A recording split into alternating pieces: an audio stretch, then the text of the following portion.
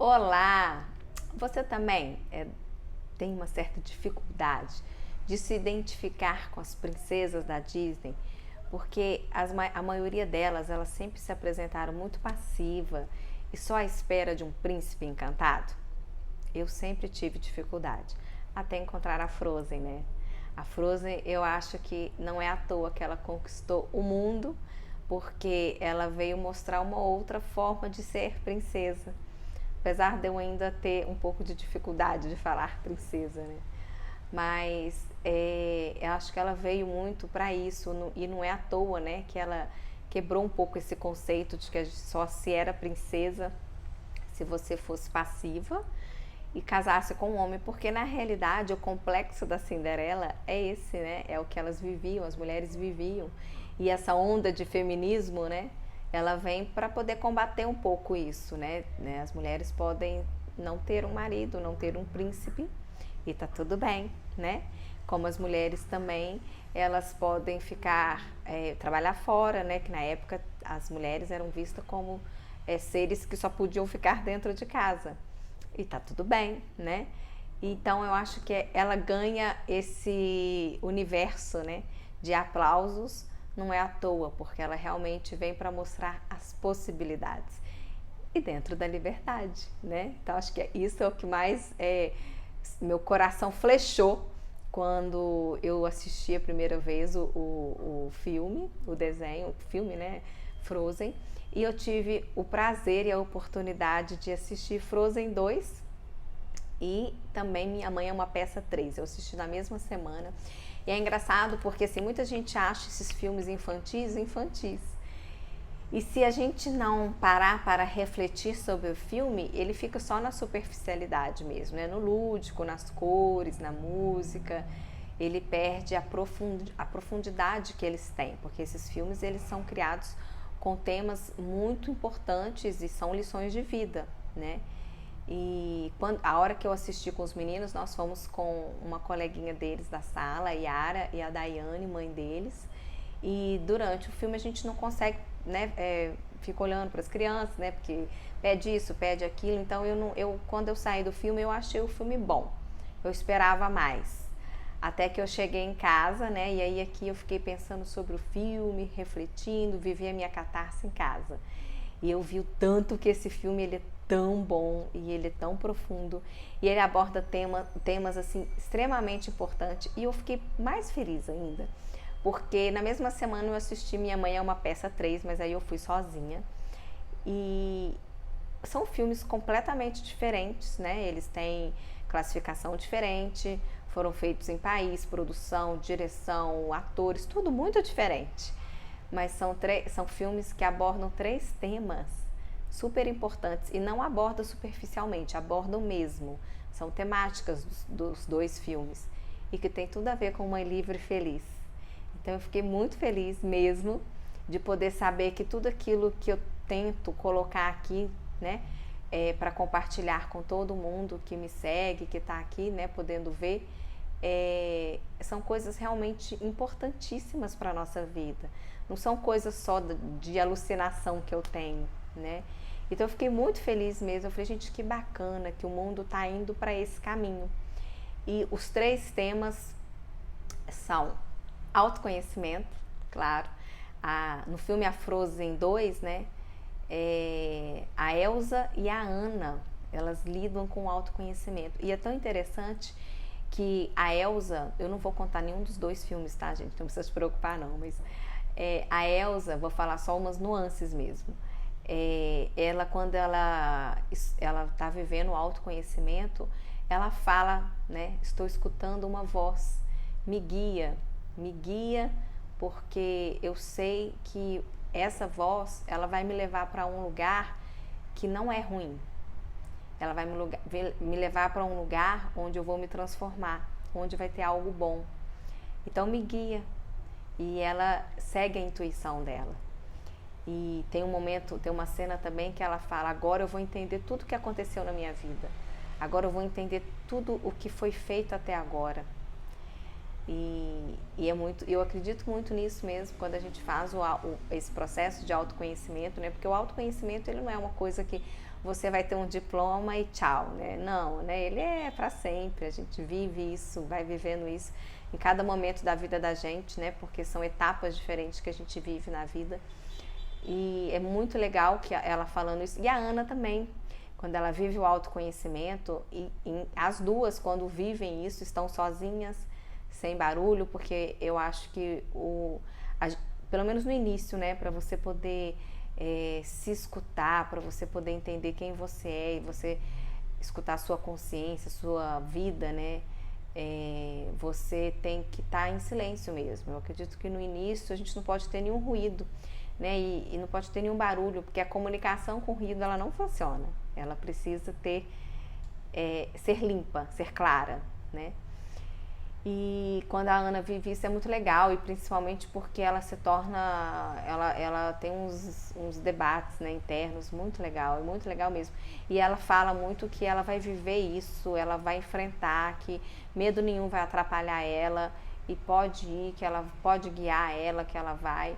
E tem um momento também que, eu não sei quem que fala agora, mas que comenta assim que se a gente não faz as pazes com o passado, se a gente não entende o que aconteceu no passado, a gente não consegue viver o presente e nem sabe se tem um futuro, né? E às vezes, quando a gente pensa nisso, a gente fala assim, mas nunca aconteceu nada na minha vida, meu passado foi ótimo e tal, não sei o quê. Mas às vezes não é um trauma, às vezes não é uma coisa ruim que você viveu, mas às vezes é alguma coisa que alguém te falou e que ficou marcado, é alguma coisa que, às vezes, uma amiga, um tio, não sei, às vezes é alguma coisa que, porque a gente não sabe, né? Não tá bem, não tá na nossa consciência. Assim, falando assim, você tem que realmente fazer um trabalho interno, né? Pra ir lá para as profundezas, não tá no superficial, né? Você não vai saber assim numa roda de boteco. Você vai saber isso realmente quando você focar nisso, você entrar para dentro de você, e viver aquilo, né? Aí você vai entender o porquê de coisas que às vezes você faz, comportamentos que às vezes você tem. E no filme isso é muito bem retratado, né? Então eu achei muito legal porque isso é universal, né? E no filme Minha Mãe é uma Peça 3, existe a mesma situação, e dentro da maternidade, né? Quando a Dona Hermínia eu acho que é a mãe brasileira, né? Ela representa a mãe brasileira no sentido assim, alguma coisa nela você se identifica, né? Independente da mãe que você é, alguma coisa você se identifica. Eu acho que não tem uma única mãe que não tenha nenhum momento ali que não se identifica com ela. Ela é mãe. É claro que ela é muito exagerada, né? Muito dramática, ela tem essa carga cômica demais. Mas eu acho que toda mãe, no fundo, tem um pouco essas características, assim, de drama, de viver algumas coisas muito parecidas com o que é colocado ali, né? O Paulo Gustavo, claro, ele interpreta de uma forma muito bacana. E é um filme muito legal, a gente ri, é uma comédia, mas a gente se emociona muito também, porque é mãe, né? Eu acho que é aí que tá, eu acho que esse foi a sacada, assim, deles, né? Porque falar de mãe é falar principalmente de emoção, né? Não tem como. Se eu for começar a falar da minha mãe aqui, eu choro, a gente chora, porque mãe é emoção pura, independente da mãe que você tem, que você teve. Mãe, a gente carrega uma coisa, né, dela, assim. E é engraçado que no filme, eu não só me identifiquei muito com a Dona Hermínia como mãe, como eu me identifiquei muito com os filhos. E tem muitas cenas que eu falei, gente, eu já falei exatamente isso pra minha mãe, meu Deus, né? Aí a gente às vezes se pega assim, será que toda família é igual? Porque eu acho que tem um pouco isso, né? Que tem coisas que acontecem em toda casa acontece, tem coisas simples do dia a dia que em toda casa acontece, né? E ela vive o autoconhecimento também, porque ela tem que lidar com a síndrome do ninho vazio, né? Que um filho vai casar, a outra engravida e vai morar com o marido, e ela tem que lidar com aquilo ali, né? E ela viveu a vida toda para os filhos. Então ela se sente assim, e no início ela dá um piripaque, né? Ela se sente meio assim, meu Deus, como assim me deixaram, né? Eu acho que é um pouco de toda mãe, que no fundo, a gente sabe. Eu li aquele livro Como Criar um Adulto, E tem uma frase lá que eu nunca esqueci, que fala que a melhor mãe é a mãe desnecessária. É uma frase muito forte, mas é uma frase que é a verdade, né? A gente tem que criar os filhos para o mundo. Você criando ou não para o mundo, eles vão para o mundo. Então é melhor que você crie para você não sofrer com isso, né? Não é, eles não vão sofrer. A gente, como filho, a gente sai de casa numa boa, né? Porque a gente está indo buscar o nosso espaço, conquistar o nosso território, ir atrás das nossas metas, dos nossos sonhos. Mas a nossa mãe, ela fica, né? E mesmo, independente se ela tem a vida dela, se ela viveu bem ou não a vida dela, ela vai sofrer, né? Porque é o filho indo embora. Então é muito legal a gente trabalhar isso desde já, né? A gente criar os nossos filhos para eles irem para o mundo e a gente não sofrer tanto com isso e nem eles também sofrerem, né? Mas é difícil, né? Eu não passei por isso ainda, não tenho a menor ideia de como eu vou viver, mas por experiência das minhas amigas, eu sei que não é fácil, não é tão fácil assim como quando a gente fala, né? Mas ela vive isso e ela, no filme ela trabalha muito esse autoconhecimento por causa disso, né? Por causa dos filhos. Eu lembro que a Milene no curso de Bíblia, ela falava assim, a gente tem que ser igual a mãe passarinho, né? Ela cria um ninho todo fofinho, gostosinho, aí o passarinho tá lá, piquititinho, bonitinho, ela vai lá, pega o alimento, põe na boquinha dele, papapá. Aí ela começa a perceber que ele vai crescendo e vai ficando um pouco folgadinho, né? Aí ela começa a tirar algumas coisas do ninho, começa a colocar uns espinhos, pra ele ficar meio incomodadinho, assim, né? De ficar ali naquele cafofo gostoso. Aí ela vai fazendo isso, ele vai ficando incomodado, aí ele começa a levantar, começa a querer sair do ninho, e vai indo, e vai indo. E aí ela vai dando aqueles empurrãozinhos daqui, dali, com todo carinho, claro, para ele poder voar, porque ele nasceu para voar. E se ela ficar ali muito no conforto com ele não vai voar. Né? Ninguém, gente, vamos combinar, né? Zona de conforto total. Você vai querer sair? Não, né? É aquela história da barriga tanquinho, gente. No fundo, todo mundo quer ter uma barriga tanquinho, mas ninguém quer fazer abdominal, gente, porque é um saco, né? Desculpa os professores de educação física, mas fazer abdominal todo dia não é legal, né? Então a gente quer a varinha mágica, é normal, todos nós queremos o conforto. Então, ela vai fazendo isso e é o que a gente, mãe, tem que fazer. E quando eu escutava isso nas aulas da Milene, eu sempre achei super legal, até eu ser mãe. Aí eu entendi que é legal, mas eu tô trabalhando para que eu seja dessas que ponham muito espinho sem sentir dor, né? E tem um outro assunto que é o assunto, são 3 temas, né? O autoconhecimento, a união das mulheres. E eu acho muito legal, gente, como que o mundo realmente tem trabalhando, vem, né, trabalhando para isso, né? E nós mulheres temos que nos unir mesmo. E, gente, no final do filme da Frozen 2, ela falou exatamente aquilo que eu já falei aqui, de sermos ponte. Ai, eu quase chorei na hora que eu escutei essa frase. Como é importante as mulheres serem pontes, principalmente uma para outra. E ela fala ponte, a Elsa de um lado e a Anna do outro, ou seja, elas são ponte para a vida de uma da outra. E a gente tem que ser ponte mesmo, sabe? Para a gente possibilitar que a vida de outra mulher, de outra mãe, seja mais leve, mais tranquila. Porque a gente sabe dos desafios da maternidade e como é importante a gente ser essa ponte. Eu fiquei tão feliz de ver essa sincronia nesses 3 temas, com Mãe Livre, Feliz, mas tão feliz. E esse foi o que mais, assim, meu coração surtou de pensar que um filme, né, tão importante, tão universal, fale de um assunto que parece bobo, parece um assunto desnecessário, e ele é um assunto importante. É muito importante que nós mulheres vivemos a sororidade, né? Mas de verdade, com o coração aberto, com o coração acolhedor, com o coração honesto, querendo mesmo fazer o bem para outra, sem competição, sem inveja, é por amor, sabe? Eu acho que faz mais do que necessário a gente viver isso. E sem também ficar comparando, sabe?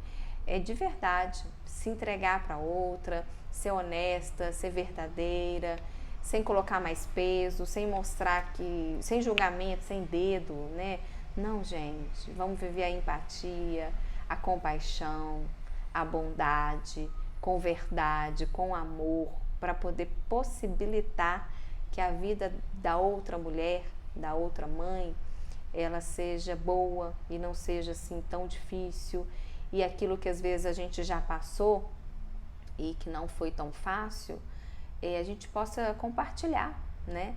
Esses dias eu estava conversando com um grupo de amigas e a gente falando assim, porque no início, quando um bebê, a mãe de primeira viagem, né, o primeiro bebê nasce, é muito normal que às vezes a gente nem tire a camisola, o pijama, essas coisas, né? A gente vai ficando com a roupa porque a gente nem dorme, né? Tipo, indo um dia no outro. Né? E aí eu falei que eu não sei se isso foi um privilégio que eu tive, assim, mas eu nunca pensei, eu não tinha pensado em nenhuma estratégia, né, antes dos meninos nascerem. E eu nunca, não uso pijama, camisola, eu durmo de blusa mesmo, de camiseta, essas coisas. Mas eu não tinha pensado nisso não. E mesmo assim, né, gente, a roupa de dormir, né, questão de ser camisola ou pijama. E como os meninos nasceram e eu voltei da maternidade sem eles, né, e foi muito difícil, eu não pensei muito nessas questões, e quando foi o primeiro dia que eu acordei, né, porque a gente voltou para casa depois de 3 dias que eles nasceram, né, que a gente saiu da maternidade, e aí o primeiro dia que eu acordei para ir para a maternidade, para a UTI, eu acordei, levantei, tomei um banho, arrumei e fui. E eu vivi isso 40 dias, né, porque foram os 40 dias que eles ficaram lá na UTI. E eu peguei esse hábito, né? E eu já li aquele O Poder do Hábito, que fala que normalmente são 21 dias que a gente precisa, né, para poder viver a deixa, a ação e a recompensa. E eu acho que por isso, depois que eles vieram para casa, eu passei a viver isso. Mesmo que eu não dormia à noite, a gente não dormia à noite, independente do que acontecesse, era de manhã, o sol apontava, eu tomava um banho, eu arrumava e eu vivia ali o dia, né? E isso foi importante para eu me cuidar, né? Mas isso não foi uma coisa que eu planejei, isso aconteceu mesmo, né? Por isso que eu falei que não sei se foi um privilégio que eu tive, mas aconteceu e eu entendi isso. E hoje, e falando nesse grupo de amigas minhas, elas falaram que realmente isso é muito importante a gente dar essa atinada, né? Porque a gente vai realmente se deixar, às vezes fica de camisola ou roupa de ginástica, né? A roupa de ginástica é um clássico, a gente põe a roupa de ginástica, não faz ginástica nenhuma, mas a gente põe a roupa de ginástica porque ela é básica e fica bom ali e tudo. Mas eu não, eu colocava roupa mesmo, calça jeans, uma blusinha, e eu me arrumava, passava um blush, um rímel, às vezes um batonzinho, brinco, e ia para UTI. Então, e todos os dias depois, quando os meninos vieram para casa, antes do Gedeon sair para trabalhar, eu ia, tomava um banho rapidinho, colocava uma roupa, calça jeans, uma blusa, um brinco, e ficava assim, simples, mas eu me arrumava. Eu acho que isso foi muito legal, porque é uma forma de você já se cuidar, né?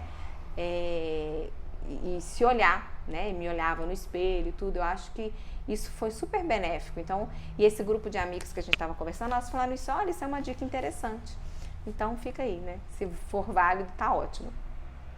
E no filme Minha Mãe é uma Peça 3, ela também fala muito sobre essa questão das mulheres, muito mesmo, muito, o tempo todo ela fala essa questão da competição. Tem cenas, eu não vou contar, porque tem cenas, gente, que a gente passa mal de rir, e olha, eu acho muito legal isso do Paulo Gustavo, porque ele consegue colocar questões internas que a gente vive de uma forma engraçada, e a gente não se sente mal, porque tem coisa que a gente sente dentro da gente, todo ser humano sente raiva, sente inveja, sente ciúmes, e a gente precisa trabalhar isso. Por isso que é importante a gente viver o autoconhecimento, para a gente trabalhar esses sentimentos, porque a gente tem, quem fala que não tem, tem, a gente tem em menor ou maior grau, e tem que ser trabalhado, e às vezes você consegue domesticar esse sentimento. Aliás, por isso que é importante.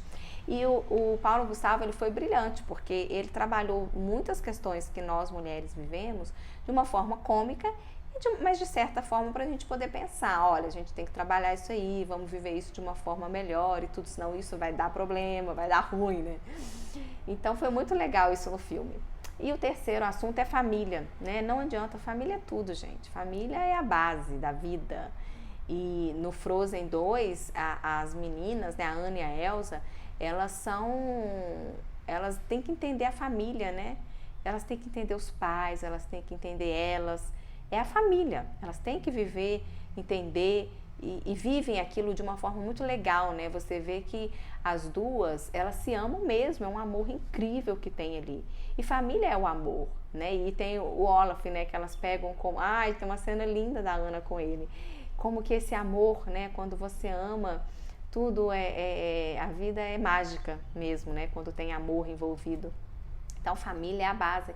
E no Minha Mãe é uma Peça 3, isso é muito forte também, porque a dona Hermínia, mesmo ela vivendo toda essa situação, ela tem a família ali junta, unida, ou até o ex-marido participa, e ela agrega outras pessoas, né? Então, ela mostra muito isso, que família, independente das escolhas, independente do ninho vazio, né?